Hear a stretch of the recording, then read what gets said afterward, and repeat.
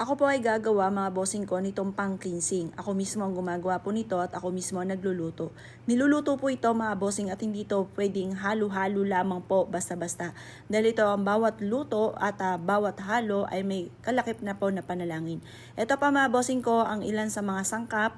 Pero syempre hindi natin sasabihin lahat-lahat ang mga sangkap dahil marami akong mga nilagay na sangkap po dito mga bossing. Kagaya po ng halimbawa ay suka. Ang suka ay nagki-cleansing. Parang asin din po yan. Kasi hindi tayo pwedeng maglagay ng asin kasi yung asin natutunaw po siya. Hindi siya pwede na ma-spray sa sahig.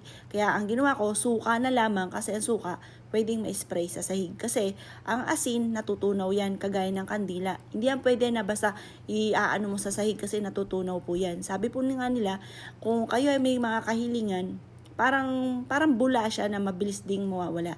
Kaya dapat ang gagamitin po natin ay suka. Ito nga po mga bossing ko, pwede nyo siyang i-spray sa inyo po main door, sa inyo po negosyo, para lumakas po ang inyong negosyo. Kung feeling po ninyo, parang ayun na naman, umatake na naman ang mga kamalasan, parang nagsusunod-sunod na naman ang mga pagsubok, spray nyo lamang po ito. Ito pa mga bossing ko, pwede nyo i-spray sa inyo pong wallet, sa inyo pong bag, sa inyo pong kaha. At ito po ay ang dulot ay swerte. Dapat tayo po ay nagaganito. Kasi hindi po ikaw ay masipag at matyaga, ikaw po ay maging matagumpay na. Kailangan meron tayong pantaboy ng malas at panghatak ng swerte. Kagaya nitong aking pinapakitang ito. 55 pesos lamang po ito mga bossing. Kaya kung naisip po na mag-avail, ay meron naman tayo dyan sa ating mga yellow basket mga bossing. Ngayon pa basta kapag kayo nag-spray nito, kailangan may 100% kang paniniwala. Huwag ka nang gagamit ito kung ikaw po ay alinlangan or hindi ka naniniwala. May mga tao po kasing ganun kahit hindi naniniwala.